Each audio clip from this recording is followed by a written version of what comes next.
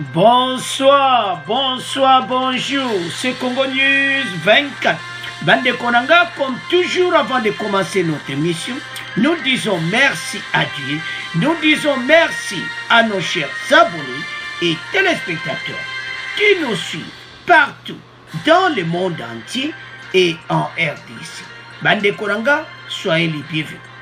À la une, arrivée de Félix Tshisekedi dans la province de Lomami, à Kabinda. Bandeko Bokoyoka, oyelekaki na Kabinda, Bokoyoka message à chef de l'État, une partie nango pour toute une émission. Alors bandeko nangai, après wana, Bokoyoka oyo et salamé par Fachi. Fachi a décidé ma bé. Bokoyoka ma décision. Oyo a joué contre bateau nyonso. Il y a projet, il y a Djilé. Alors, tous à la connecter. Tout développer ensemble. Deuxième point chez les téléspectateurs. Fachi a souhaité aux Congolais bonne année et les poissons chinchard arrivés à Kinshasa. Bande commune à Kin, 1 kilo à 2000 francs congolais, équivalent à $1. Au boy na yo, côté kana prix wana, kanga magasin. Et zaya kuinda, et si yindi. Troisième point chez les téléspectateurs. Ancien seigneur de guerre appelé, couvre-feu au Nord Kivu. Bandeko boko yoka, bango bakuba eko mobima, ce qui était beaucoup kufa. Et ça kuyinda d'émission. Et de l'autre côté, coup de feu au Nord Kivu, opération conjointe, FARDC et PDF contre les ADF bandeko. Tokolanda ensemble. Alors, toko développer une émission à mission. Comme d'habitude, boyoka be extrait bandeko nanga, parce que ça kuyinda déjà une émission. 4e point chez téléspectateurs. Victoire de FARDC. Armée vient de chasser Makanika de Kanumbu. Bandeko ba tutsi Rwandais, ba kiti, ba yoki biloko na bango. FARDC a nyingisimo biloko moto. Alors ba kukite bango na ba bendani. Ezaya kuita et si yindi émission. Alors, bandeko nanga émission na bise bandi e komitante sur la masolo ya mboka. Bandeko nanga arrivé du chef de l'État. Dans la province de Lomami. Bandeko pai wapi ya komaki na Kabinda, asalaki nzela moko mulai. Tout tu passe à décider kaba kena nzela wana. Parce Fachi yebi pourquoi kendaki wana. Bandeko akeye zalaki kitoko. Le président Félix Tshisekedi poursuit sa tournée dans l'espace Kassai. Parti de Mbujimaï, Kassai oriental, il est arrivé à Kabinda à 21h local. Tokoyoka bon après on a Tokoyoka message oyo Fachi a yindisi et ça sont mon émission où il attendait toujours de nombreux cabinets. Félix Tshisekedi a tenu un meeting d'environ 30 minutes au cours duquel il a reconnu l'insuccès du projet Djilé qu'il avait initié pour l'assainissement, l'affectage des routes. Les détourneurs de fonds dédiés à ce projet ont leur place en prison, a promis le chef de l'État. Pour arriver dans cette ville, Félix Tshisekedi a suivi les tronçons directs de Mbujima et Kabinda. Il a fait un contour. Kandajika à la mi-journée. Bandeko, tant au lobaki, ba Congolais, il faut changer de mentalité. Mais Fachi a oti kabinote. Tolo ba chef en émission Fachi. Et belé bazo trahir Fachi na nyonso yazo linga bon samboka. Mais boko kaeta, boyeba kite kya koya nzela wana. Osomona. Ba secret nyonso ibimi. Bande kwa yebisi bango, anchiluba.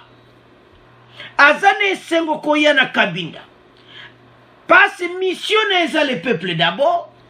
Peuple wane fa sepela. Ayoka le plaisir du chef de l'État. Bandeko bozola démission. Nous avons qu'un chef de l'État. Yo-yo. Yewanampe à kozala na 2023. Parce que lingimbo kana ye bandeko le bo mona na suka na bo mona ne akoloba ngozo kazoloba na affection. Bandeko Fachi azo promettre makambo so lobi asalaka. Ba Thompson yango ne tondi na kinte. Faux prix soko lingite kanga magasin na yo onga égal onga bometezo ya na poa parce que ça sont mon émission ça chauffe. Alors faut-il est arrivé à Kabinda du message na tribune baniko sola na bandiko na ye azo sola na langa Chiluba, quel plaisir le présent na village natal. Alors bongo bino ba tikal bo opposant pe Fayulu soko kepe na mboka na yo Fayulu loba pe na munoka mboka tozo zela Fayulu pe na mboka na ye aloba na munoka mboka parce que ça la ka vrai na ndenga mabete. Alors et comment ke ba présent nyonso oke na mboka no loba ko loba na lang na yo bande ko tala munoko na yo soki ndeko nazolo munoko no esala ka sentiment. Mais bande ko baluba ba comprendre que tout ndef tourner au fatia sana Grand Kasai Kasai nyonso tala Kasai nyonso za maboko afachi oh ngai bweta bovanda nye le Grand Kasai et simana maboko afachi et il est parti là-bas où l'omami allez message en Chiluba. Donc, kitoko baloba katokos, message jokota propre. C'est-à-dire, na koko wana zala au fond du village. Lemsu lingala lemo esala kemobudu. Koko wana zoka très bien fati, avec beaucoup d'attention. Bobi esengoni koko antango zonga na village. La joie dans la joie. Donc c'est ça, président de la République. Joie message à Monokamboka et ça la kavri. Alors, tout l'anda fati, en direct, il est Kabinda, bongo to continue mission na biso. Alors bandeko, bongo mona ke to kata ki ango passe to cheka ka mwanda moke, ezaka po, tout ça ne mission, moi to tiango nyoso ezati. Alors, toyo kafachi.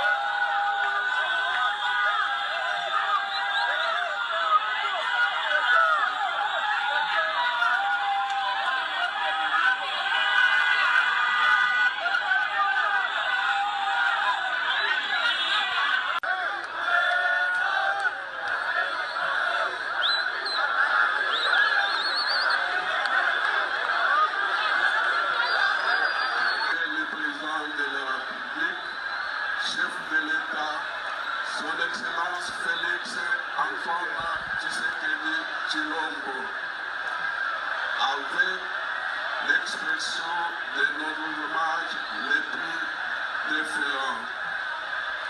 Excellence, à l'occasion de votre première visite dans la province de Lomami et en votre qualité d'unificateur et pacificateur, la population lomamienne vous souhaite la bienvenue et traduit la profonde reconnaissance en vous.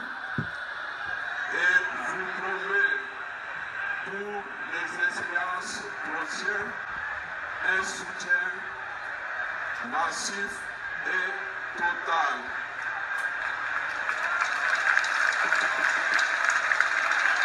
Excellence.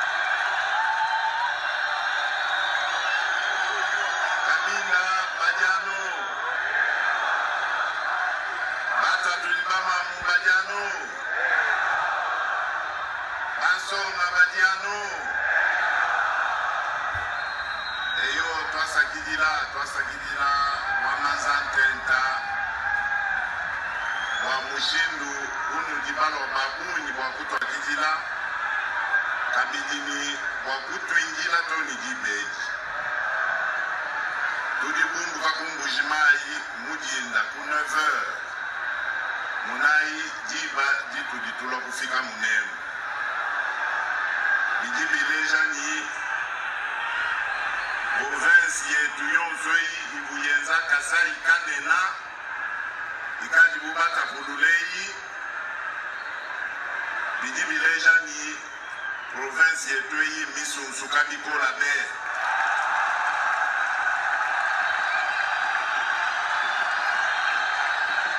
njimu dimwena kayani mushindu njinjila nyonso misunsuka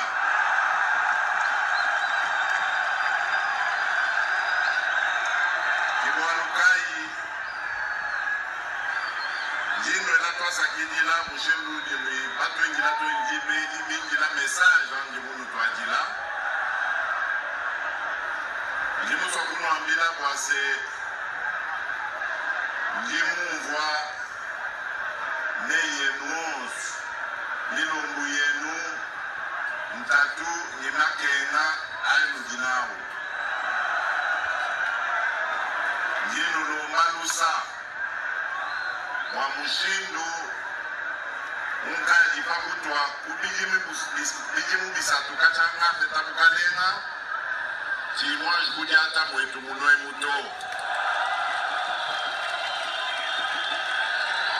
kadi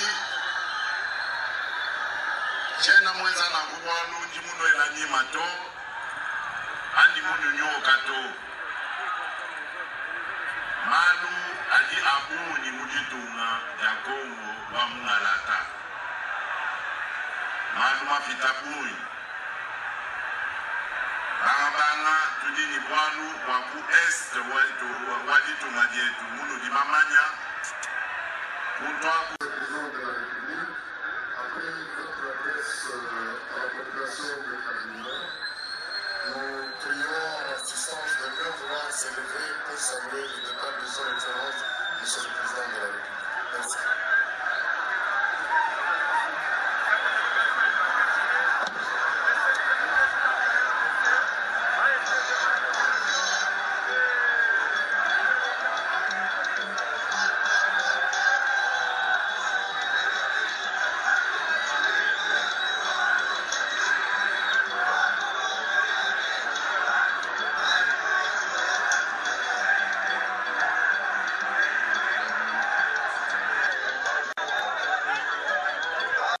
Alors, bande koranga to la division nyonso président de la République. Nde to lobaki to kati encore il est parti pour moi to tia mobimati.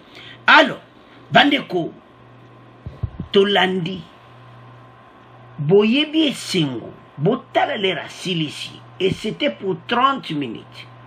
Tanwa silisi bomona joie oezalaki na bande ko alumami.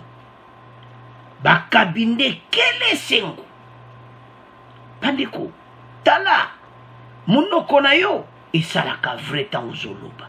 Ya ontia tuluba kine bandelo ki, ba opposant pe nyonso. Tango po ki na mboka na yo, loba pe langue na yo, ko sala vrai pa ba congolais. Po, esala kitoko. Donc, déjà tourné oyo, ezoloba bakambo ebele, pona 2023, parce que, nazo monate, nandenga mabete, do fachi, aze aimé. Parce que asukisi warate azo continue nzela Fachi azo salama kampona peuple na ye parce que le peuple d'abord akotika jamais yangote Congolais ba yebi na ye na bo tu wana bayaka na ba faux discours ba yebi na ba ke Fachi aza vraiment motea malamu pona ko edemboka alinga bongsa mboka mais il y a trop bandoki ya Congo.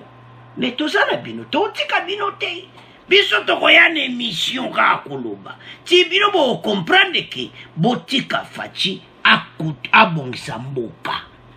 Bino bo tia ba brique partout. Yango ete. Fachi promet la prison au responsable du projet Djiledjel. Batu oyo bajwa kimbongo. Kande bakamba 100 jours. Ozomona. Fachi ba ebisi nzela bien tabitenga na pesa kimbongo. Fachi ebisi cortège bitala tokende. President nzela wana ba to no bunda mabulu do kare bana kodido abitokende. Dans la province de Lomami, précise Makabinda, Félix Tshisekedi promet traduire en justice le responsable du projet de modernisation et de réhabilitation des voiries urbaines dénommé Tchiledjel. Quittant Bujimai, le chef de l'éducation orientale pour se rendre à Cabinda, va à un tronçon en état de délabrement avancé. Félix Tshisekedi a rassuré faire cette route pour s'enquérir de près de l'évolution des travaux de Tchiledjel lancés depuis le 27 mars. En décembre, le 27 mars, le gouverneur d'abord. Ceux qui va kangi bino, oh va kangi bino. Eza pasi bandeko. Boye bete Fachi, tala tanga zolo va prison. Fachi aza a état de droit bien, mais Fachi aza trahi na batu. Il y a un clic. Au sommet nazana deux faces et pas Fachi à face mususu. Côté kuna zana face mususu. Na ministre na batu mususu. Bazana double face. Bakoye banakalati.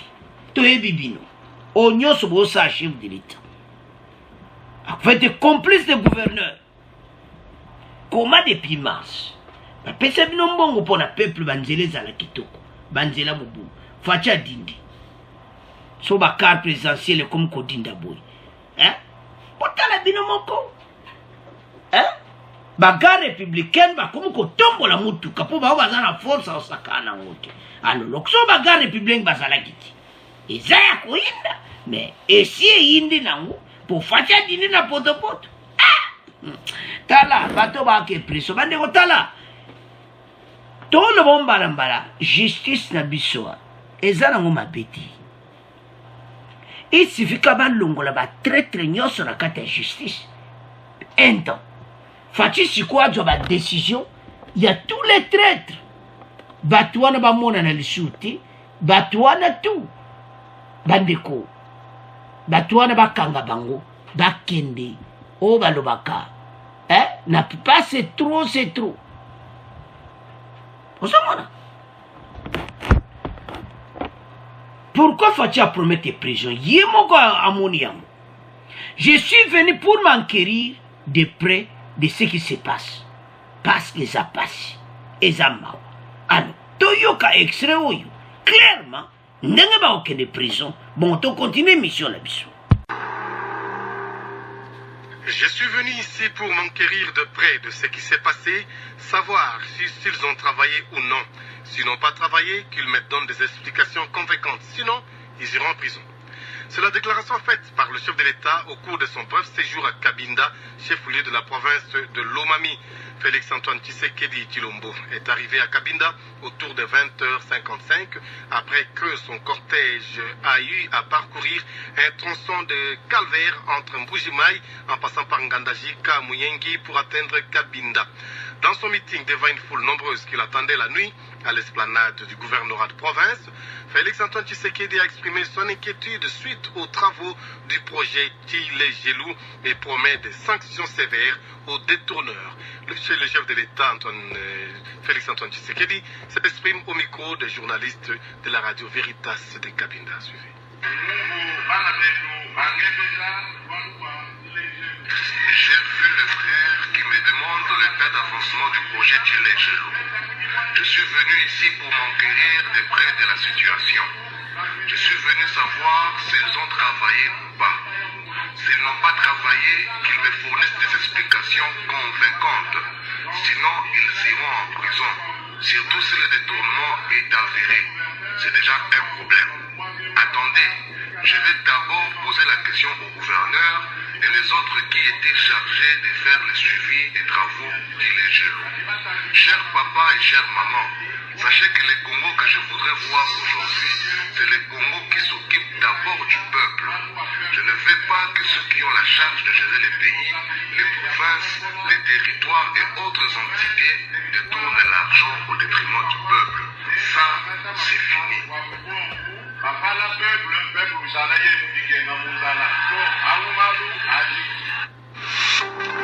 Alors, bande konangai tolandi biso nyonso. Je suis venu pour m'enquérir de près ce qui se passe savoir s'ils sont travaillés ou non. S'ils n'ont pas travaillé, qu'ils me donnent des explications convaincantes. Sinon, ils iront en prison à menacer le président de la République. Félix Tshisekedi, à son arrivée, c'est mardi 28 décembre dans la soirée à Cabinda, dans la province de Lomami. Dans son adresse à la population de Cabinda, l'esplanade du gouvernorat de province, Félix Tshisekedi a réitéré sa détermination de voir les responsables du projet, Tshile Djelou, être emprisonnés s'ils ne fournissent pas des explications convaincantes. Ba oyo bazokende prison. Gikara mukonzi dindi na kati ya poto. Nzela kolekezati. Bagarde républicaine bakomi kopusa mutuka. Bande kweza somo na émission. Do ndenge bazana problème sérieux. Nazoye batedo kaka ndenge c'est ba déjà baza convoqué de baza. Eh, chef de l'État. Alobi na micro. Tala tabolo ba justice. Tala ne baza na problème sérieux. Biliaki ba bikoki. Parce que fatia kondi mama kamba boite. Bande ko botala. Comment mboka na biso? Toza vraiment do mawatro. Et donc ce qui to tala, bazo sala passe bandeko. Parce que ce n'est pas possible. Donc on continue boite parce que ça fait mal. Alors, bandeko nanga na makambo oyo parce que fatia linga bloko te makama 100 jours ezekabo. Bato a Tshile Djelou ba okele prison. Ya dolo mbala ke mbala oyo bandeko bato bazokanga tala. Makambo oyo bozoyo ka o justice na biso to répéta mbana mbala. Justice a ko bonga. Pourquoi? Parce que fatia a déterminé. Fatia ko bonga sa justice oyo. Malgré y a les hauts et les bas. Pourquoi? Parce que y a ce que balongol be infiltré na kata justice. Justice c'est un problème. Bato na ba okene prison oya Tshile Djelou parce que oyo basali ça ne peut pas. Baleba mbongo bandeko depuis mois de mars 2021 nzelo esi la kate. Oh mon cher bandeko tala makambo yo moso na tali ezo sala passe parce que fatia zo sala banzela na EDC lelo. Mais soko landi PPRD patient ka accord na ba chinois basala banzela. Bango bazwaka ba or na ba diamant na biso. Donc c'est des zaki ya lokuta. Donc bango ba diamant na bazozwa ba or na ba minerai na biso ba cuivre ba koba nyonso. Donc ezaki ba mbongo ba ofute ba bato ba na cop na mususu. Bazaki ko somba. Parce basali banzela ti. Mais basiyaka na ba chinois. Lelo fatia yi abani soko sala banzela. Na kati ya bato on peut sur un projet Tshile Djelou ba musu ba miyi basaku. Voilà comment Fatia est trahi partout. Tout ça va Congolais. Que notre président a un bon président. À Lingimboka, seulement il y a des entourages, des infiltrés. Oyo, bango, toalia. Nazoye sabina bande kuma kamoto lobe assurie. Fatia a comme ça RDC pays mo kitoko. Et belé nazomona ba commentaire bozara ba doute makamusu tala. Azozwa mandane na 2023 bandeko mandane wana ya 2023 avant meto koma kaka na mandana yi bomona basini fatia lingi peuple na yi. Alors c'est à ce point to tiki premier point batona ba okena prison toki na deuxième point. Alors bandeko nanga to kobi na point na biso oya mibale les poissons chinchas à Kinshasa 1 kilo à 2000 francs congolais. Équivalent à $1. Soko bona yo, soko no teka wapi wane yebio.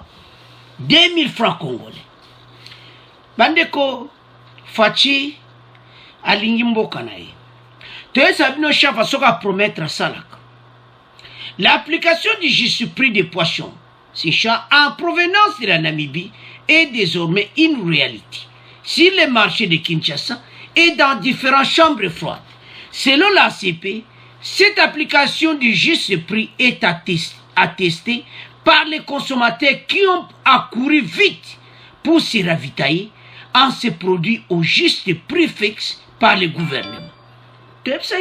Ay soli na bato begal ba bengi ba yuma bato wana nyonso ba sola na bango batu balingi te kokitisa prix na marché kaka prix moko ya komata biloko emati masolo abuo pia tebisa bino so alobi asalaka botala bolingo chef de l'état alingi mboka.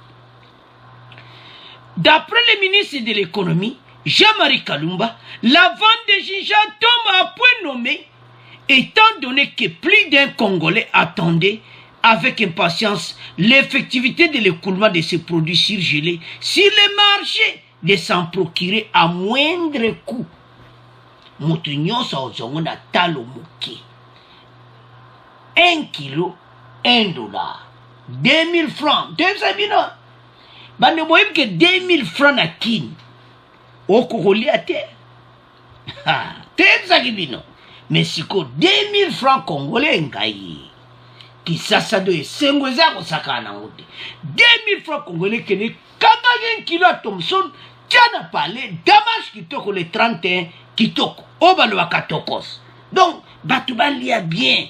Mbisu ezambisi moko ezaka moins cher partout dans le monde. Pourquoi et pas na biso? Fachi a memi ba graba lo ko sakana ngote et puis ko continuer ko ya pona libela. Yo mutozo zelake parce bandeko bazo somba na ndenga muketi. C'est pris juste apprend-on la même chose va indubitablement avoir un impact positif sur les paniers de la ménagère, d'autant plus 1 kilo de chinchas qui se vendait à plus de 6 000 francs congolais, à côté que ma plus de 6 000 francs. Vous comprenez, bandeko? Donc divisé par 3. Tant que l'oko zo somba ba divisant par 3. Et l'oko ça 6 000 francs, mais au somme on a 2 000 francs congolais. Yaba poulet peso kuya.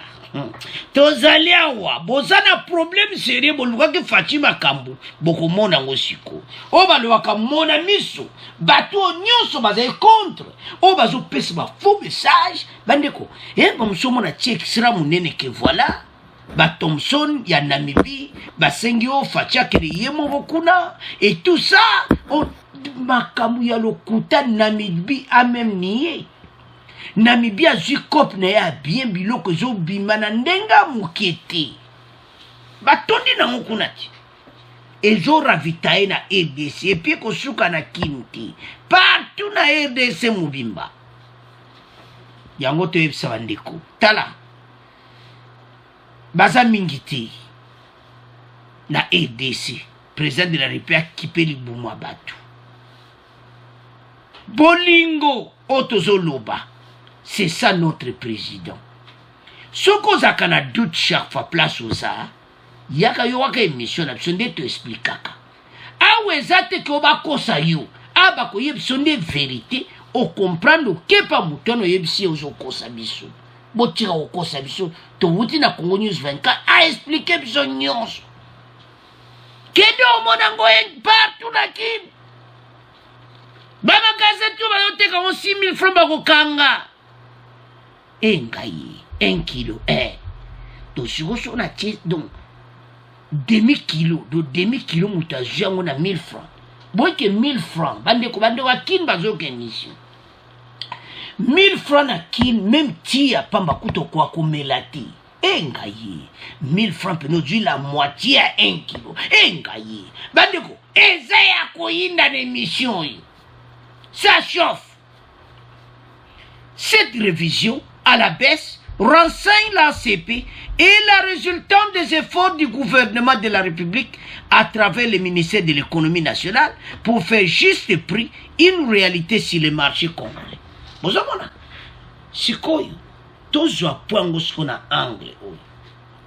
Gouvernement où ezalaki a fanfati pourquoi ba salaki makambo oyo ti bango ba préféré bandiko ba ça va motema mabe nandenga mabete hein. So bata paper de bala l'émission FCC na ndenga mabete bino bosa ko s'emparer na tout peuple congolais a kufa na nzala. Vous avez même des sociétés comme Égal et yeba nango ke batu na bango baza bata gouvernement Égal Thomson a oteka un carton plus de 6 000 francs congolais, à peu près 7 000 francs congolais. Donc, Congolais, qu'on s'en sortir, qui?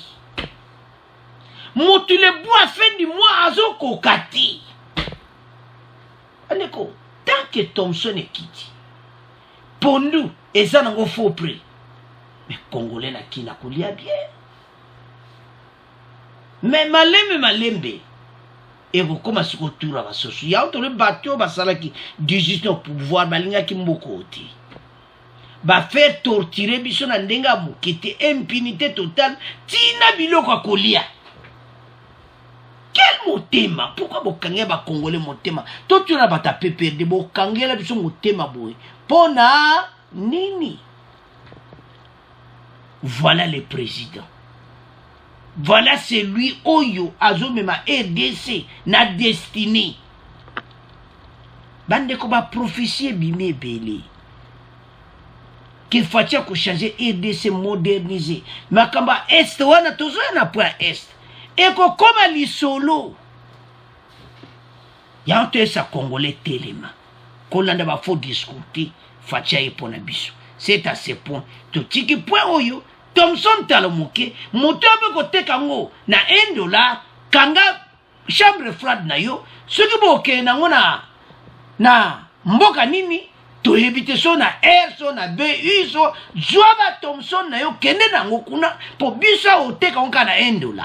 Eza ya kuinda, esi yindi. Alors, bande konanga troisième point toko division wande, ancien seigneur de guerre Bunia, couvre-feu bandeko au nord Kivu. Après, tout soto bana na signé de guerre, après tout na makambo à couvre-feu. Pendant une opération contre BADF et le Kala Nord Kivu. Ma sole le Kavriku. Mais tout bana ne va signer de guerre. Bon va y pour un groupe armé. Bon va y pour un ADF. Bon va y pour un groupe armé. Ba Kodeko, surtout Kodeko. Nabo mususu ba yeb sa mon kitala et commettant botika ou bozo sala. Bozo l'exalaire. Et comme étant Oyobotika Minduki. Bunia, les anciens seigneurs de guerre sensibilisent les miliciens à la paix. Une forte délégation de Bozomonawana, composée d'anciens seigneurs de guerre, de l'Ituri et certains acteurs politiques, est arrivée mardi 29 décembre à Bunia, en provenance de Kinshasa. Et y a dépêché par les chefs de l'État pour sensibiliser les leaders des groupes armés à déposer les armes pour la restauration de la paix dans certaines provinces. Baye sabandeko nyonso bakodeko tuana nyonso ba déposer ba armes. Délégation fatia ebisi bango bakende. Bande bolanda ki message émission lobi bolanda ki jeune docteur wana na Goma.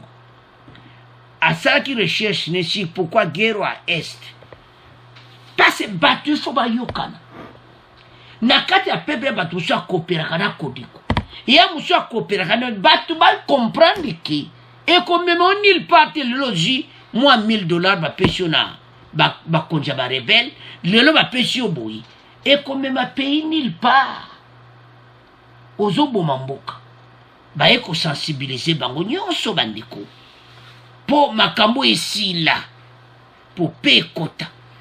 Et il est dépêché par les chefs de l'État pour sensibiliser les leaders des groupes armés à déposer les armes pour la restauration de la paix dans cette province d'Ituri.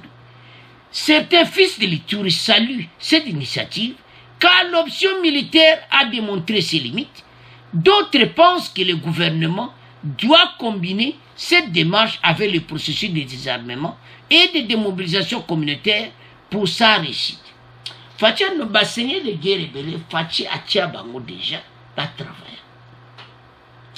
Et comme il t'a sensibilisé bandiko oyo, ba quitter Zamba.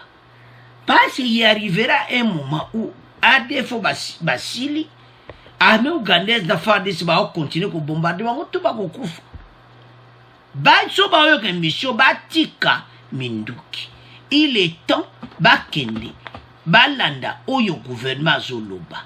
Parce que l'heure est grave pour la bango, ce qui va yokite. Il est temps ba yoka. Oyo l'État azolo banabango. Bande ko ça somme. Parce que dossier oyo bandeko eza oyo déranger ba Congolais à l'est. Cette délégation dénommée Task Force est conduite par Thomas Lubanga, ancien chef de milice Union des Patriotes Congolais, IPC, devenu parti politique. Cette structure est composée d'une vingtaine de membres, dont les anciens seigneurs de guerre Floribert Ndjabou et Germain Katanga et certains acteurs politiques originaires de l'Ituri. L'objectif de leur mission est principalement sensibiliser les leaders des différents groupes armés bandeko. Pona nini po bango nyonso wana ba groupe armé tout ba sensibiliser bango, dont la Codeco, la force patriotique et intégraliste du Congo FEPIC a adhéré au processus de paix. Parce que Codeco za moko ya ba groupe armé za mwa minene kuna. Ba sangana ba groupe kombo Zaïre, ba groupe en sotali. Ah mboka ngai. Mawatro. Mais tu as confirmation. Bon, tu continues mission là-dessus.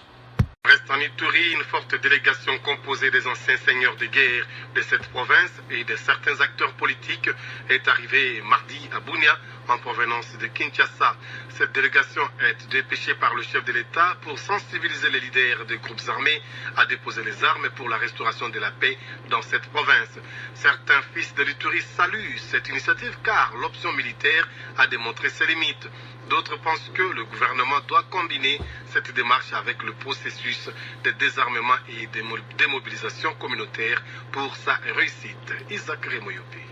Cette délégation dénommée Task Force est conduite par Thomas Lubanga, ancien chef de la milice Union des Patriotes Congolais IPC, qui est devenu parti politique. Cette structure est composée d'une vingtaine de membres, dont les anciens seigneurs de guerre Floribert Ndjabou et Germain Katanga et certains acteurs politiques originaires de l'Ituri. L'objectif de leur mission est principalement de sensibiliser les leaders des différents groupes armés, dont la Codeco et la Force patriotique intégrationniste du Congo FPIC, à adhérer au processus de paix. Cette délégation a été accueilli avec faste par des milliers d'habitants venus de différentes localités en territoire d'Iromo et de Djougou. La majorité de la population salue cette initiative du chef de l'État pour la recherche de la paix en Ituri, car l'option militaire à elle seule ne suffit pas pour pacifier l'Ituri. Selon ses habitants, le gouvernement doit au même moment lancer le programme de désarmement et de mobilisation communautaire pour permettre le cantonnement des miliciens qui acceptent de déposer les armes. Sans cela, cette démarche va aboutir à un échec. D'autres, par contre, restent sceptiques, car la mission de la première délégation des anciens seigneurs de guerre envoyée toujours par le président de la République n'a pas produit des résultats escomptés. Bunya, Isaac Remoyope. Alors, bande koranga tolandi biso nyonso ete guerre oyo malamu ndeto bunda ba groupe meto basansango na masolo. Pourquoi on va comprendre que batika parce que bande ko comme na mo moko bango tout to perdre bande ko belé. Parce que Bélé Baza Bandeko na Zamba. C'est pour cela baye, à seigneur de guerre nyonso batangi bakombo, Thomas Lubanga ou comme na parti politique na IPC, tout le monde baye pour être basolo là. Et comme temps oyo, botika ba arme, to avance mboka. Et c'est sous temps makambo yote, et comme temps oyo ba Congolais nyonso, tout autour. To sangana autour de la table, to tika makambo oyo. Mboka ezala na kimia. Parce que tu continuer boete. Bandeko, et ça tâche moko difficile. Faut te yeba yango. Parce que, soko tali, ba groupe armé wana e koma ebeli. Fatia eko kutango, donc na ebiti. Ce qui gouvernement au Bazaki Liboso na MONUSCO, nombre de groupes armés se multiplie. Pourquoi? Nombre il fallait si les causes se multiplier bouité. Juste où? Alors, bango ba un message parce que bande ko ba groupe azebeli. Ba un message wana ko ça va comme temps tu ko to lukape. Bobima boya tout de la table bazwa bino ba recenser bino parce que parmi bango tamba ko yamba bango la plupart bazana mon peu majorité ba congolais yango ozomona makambo ezokende mosika. La plupart des groupes armés tolanda ndeko wana lobi oyo asalaki thèse a expliqué bien ke eza mingi bavoisin baza na kati ya toli bavoisin balingaka biso te parmi bagroupe armé wana. Il y a des groupes armés oyo biso barebele abo biso barebele FDLR oyo biso non. Mais awa baye na mission na bagroupe armé na biso moko loko oyo bakota samba po moto aza okipe bango aza te. Mboka ezalaki na sécurité akoleka kutu ya somo fatia yesuko mboka ezonga ensemble totika makambo wana eza mawa. Alors toleka sikoyo na couvre-feu au Nord Kivu et opération conjointe FARDC IPDF contre les ADF bandits. Le couvre-feu reste maintenu à 22h, heure locale, jusqu'à 5h du matin, à Goma et dans certaines agglomérations de la province du Nord Kivu. A précisé mardi 28 décembre, le porte-parole du gouverneur, le général Sylvain Ekenge. Toutefois, il indique que pour le territoire de Beni et ville de Butembo, le couvre-feu est avancé, désormais 21h à 5h du matin. À partir de 21h, Moutignon son anda. Comme ça, on va la patrouille bien à Boutou. Mbadef wana oyo batambola kana Boutou wana parce que ba patrouille wana na ba Uganda na FARDC. Bakanga badef wana mususu na Boutou. Alors, ba couvre-feu ceux continuer chaque que ça la bien. Pour limiter ma kamba bombe oyo ça ma les sociétés. Et puis, ma mesure, ils ont bien ma mesure, mon kitoko. Mais na peuple, bon travailler ensemble, na armée. Na moment où il difficile, et comme étant où il bisonyonso, tous à bomoko. Pour monguna où il bande quoi, béni bozo la émission Ituri, Goma partout, tous à l'ensemble. Bende le koyati. Boyoka ki na Sud Kivu. Oh, Kamumbo, mena FARDC a récupéré yango. FARDC a récupéré yango bande kon émission bokomona. Et comme na maboko a FARDC. Et tikalika karate, masole si la bazubi loko na bango, batuti Rwanda makanika. Mais toujours na point. Alors, bande ko ba groupe Union Soyu. Ba rebelle, les ADF. Bako koma na suka. Avec ce système de couvre-feu, et qu'on limite ba mouvement na bango. Parce que batu na nzela bazati. Muta otama na nzela zaka nani? FARDC, armée ouganaise, bango asaba zo tambola, asaba partout bazalaka ensemble. Jamais que bon va kebo ma kebo no ba tambola ensemble. Alors, pour l'intégrité territoriale, parce que baza terrain na biso, il faut chaque fois diriger na biso moko. Alors, tant bazo tambola na butu ba mona mutu mo suspect ba ka ADF ba beti biloko, au groupe armé ba beti biloko. Alors, toyoka couvre-feu wana ndenge zoleka. Bon, to continue mission na biso. Pendant ce temps, Nord Kivu, le couvre-feu reste maintenu à 22h locales jusqu'à 5h du matin à Goma et dans certaines agglomérations de la province. Exception faite toutefois pour le territoire de Beni et la ville de Butembo où ce couvre-feu est avancé désormais à 21h jusqu'à 5h du matin. Précision donnée ce mardi à Goma par le porte-parole du gouverneur du Nord Kivu à la sortie de la réunion de sécurité provinciale présidée par le lieutenant-général Constantima. Écoutons le général Sylvain Ekenge dans ses propos choisis par Bernardine Diambo. Le gouverneur militaire de la province du Nord Kivu, lors du point de presse organisé avec le ministre de la Communication et Médias dimanche dernier à Kinshasa, en entendant la signature par l'autorité provinciale de l'arrêté modifiant les heures du couvre-feu, celui-ci reste maintenu de 21h à 5h du matin dans la ville et le territoire de Beni ainsi que dans la ville de Butembo et de 22h à 5h à Goma et dans le reste de la province. Aucune barrière ne peut donc être érigée avant les heures indiquées par ce communiqué par les services de défense et de sécurité. Toute compromission en cette matière entraînera la sévérité des mesures administratives contre les services de l'ordre et aussi des poursuites judiciaires. Et puis un retour. Alors, bande konanga tolandi biso nyonso wana ete eza maintenu. De couvre-feu continue. En tout cas, ça bien pour na ko repérer bateau nyonso banduki ya Congo. Tous ces gens oyo bazo sa mobulu na mboka na biso ba ko repérer bango très très bien et puis ba ko kanga bango. Bande ko na ngai eza initiative moko kitoko ete ba continuer na système wana ya couvre-feu. Parce na butu wana ba ko repérer bango ebele ba oyo nyonso oyo bazo sala biso mabe. ADF bandiko groupe kaka les groupes armés bango nyonso wana bako kanga bango parce que na l'air wana mutu nyonso alali c'est-à-dire yo tambola pourquoi yo za nani ozomona et parti wana à partir de wana bako kanga bango très bien allez batie bango akangi parce que batouana ba opéra kande moi mystique na butu.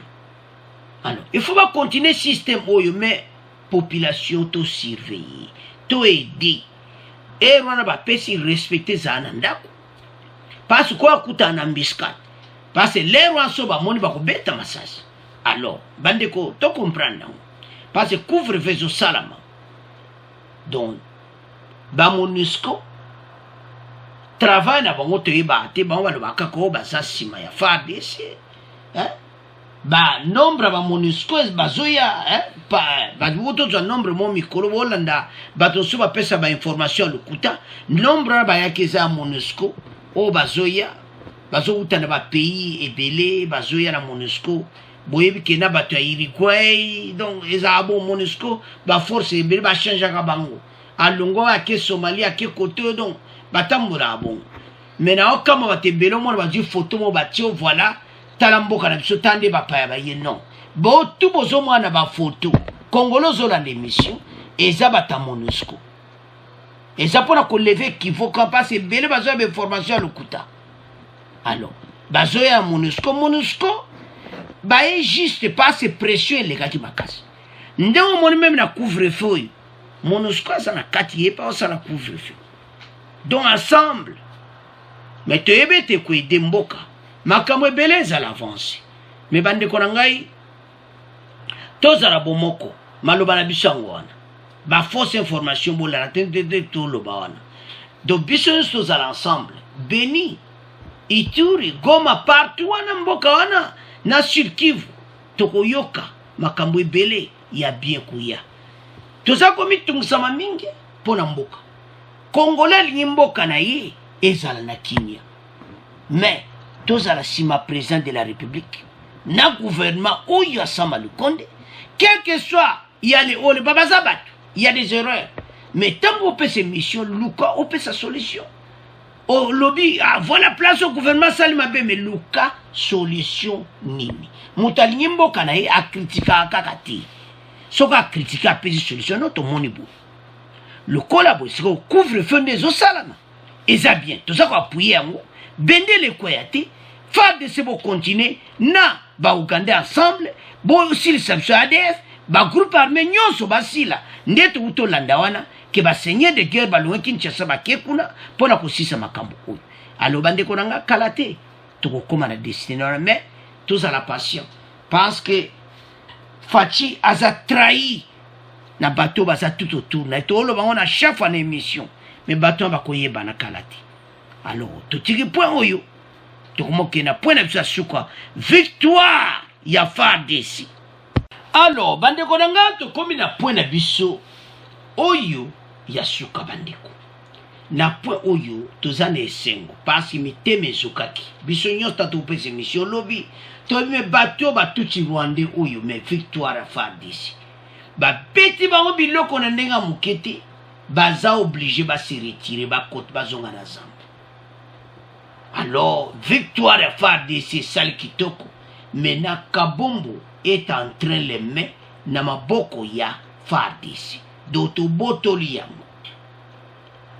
Alors etikali siko Shakira na Yamanara don ba vilwa na etikali kalate. FARDC a récupéré père. Bande ko zaki facilité. Sozo mona ba jeune wana FARDC nde bazo sepela. Donc c'est comme ça. To beti bango biloko. Les forces armées de la République démocratique du Congo FARDC reconquis mardi 28 décembre la localité de Kamombo qui était passée un jour avant sous contrôle des miliciens Goumino et Tokoneo, dirigé par le colonel déserteur Michel Dimakanika. Cet exploit de l'armée est salué par la société civile. Bandeko lobina pourquoi ba boto la kiango et tikali ba boto la lisusu. Shakira na Yamara. Victoire de FARDC. Armée vient de chercher Makanika de Kamombo. C'est avec une jeune joie. C'est avec une grande joie que nous avons appris que l'armée vient de chasser Makanika de Kamombo. Nous ne considérons pas cette victoire comme celle de l'armée, mais une victoire de la population victime de l'insécurité causée par ces rebelles dans cette partie de la région. En cette victoire, nous a approuvé à suffisance que notre armée est vraiment capable. Bande ko armée est capable. Nous avons des retraits wana ndenge bazonga ki simande to l'accès émission à lobby et zalaki po bazwa bango na système. Bango ba se retirer les biloka moto wana fatia sombi et baniko boire que la bango ba bombe domba ba paratimba. C'est un pas franc par l'armée, mais il reste les localités de Shakira et Yamara, qui sont encore occupées par les miliciens depuis lundi. Et Tikalo Amibale, Metozo Gayango, Bendele Kweyati, Banguna Kongo ba Okukabisote, Tozo Longa Bango. Plusieurs villageois retournent à Kamombo, ces deux localités de Mekenge et Kipupu qui s'apprêtaient à fuir suite au regard de l'avancée des assaillants sont aussi soulagés. Bandeko, et l'autre ntolo bawa. Ba Congolais, tous à la naïveté. So musala kitoko il faut kumisa. Siko biso toloba kaya mabe. Ba botolo biso toloba pe ya bien te. Biso wa toloba ka vérité. Siko toloba ya bien. Masole betami kitoko. Ba jubiloko na bango. Alors, tous à la joie. Il y a déjà des villages vidés des habitants, mais après la reprise de cette localité de Kamombo par l'armée, les villageois commencent à retourner dans leur village. C'est pour cela que nous demandons aux FARDC de progresser afin de récupérer ces deux autres localités qui restent sous contrôle de l'ennemi, ajouté M. Alaka. Bandeko, et comme étant, tous arabomoko toujours. Lelo koyoka le haut le bas, mais FARDC za nzambi.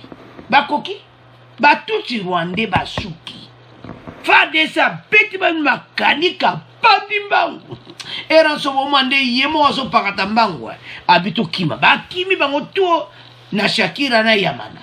Sikoye pa baza kuna na Yamara, kuna peto wala maona Yamara kuna. Toko bengana bango na Shakira na Yamara. Bako quitter ba ville à Mibali. Toko yoka lobby, passe de occuper information à peuple, to récupérer père. Pour te eba gina bisota la. Baya ya oyo baya ka komeka. Et c'est FARDC wana. Bako tike la bino ata terrain, tata 1 centimètre te.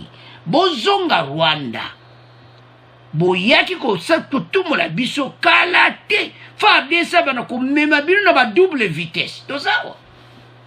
Bazakil kala na minduki te. Yabo sakana kina bango. Mais lelo bazubilo akitoko fatia sombeli bango. Alors, bande ko ngai mboke zo kena direction kitoko. Batio batiaki makelele boena boetala. Totika kolanda wana. Pays na biso. Eza dans une bonne direction. Monguna oyo e koma nango kaka lisolo. Lobi loba toyo kabuo pia. Totike la bango tante.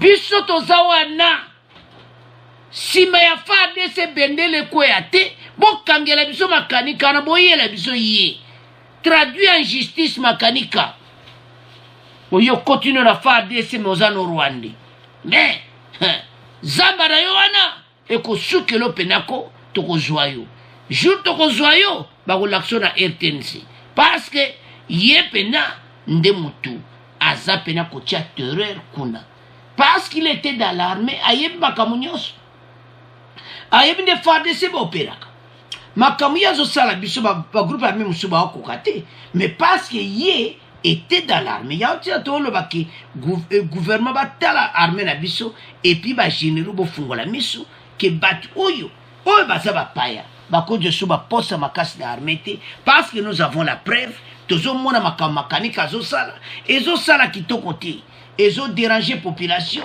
peuple na biso azomona pasi alors que bato toyambaki tomemi tozwi bango mais lelo tande baosala biso donc c'est comme ça yango à partir de makambo oyo fati fa revoir bon voisinage na bato oyo parce que balingi biso te balingi mboka na biso te chef bayela biso ba problème alors kala te bakozwa biloko na bango pe bakotika les deux villages pe toko récupérer nyonso parce que tous un espoir parce que FARDC a un espoir et toko gagner yango ya onto ça bande ko chaque fois y a le haut et le bas mais to se décourager te o ezamboka na biso parce que oyo esalamaki lelo yo bango te to botolia donc maintenant ezana maboko FARDC bendele kweyati bo continue bo nyata bango tina suka tous les tuti rwandais bo kanga bango allez boye la peuple bango laksa biso bango na RTNC ezaya koinda esie yindi alors bande korangai c'est à ce point to comment clôturer mission na biso bo abonner massivement bo partager au revoir à la prochaine.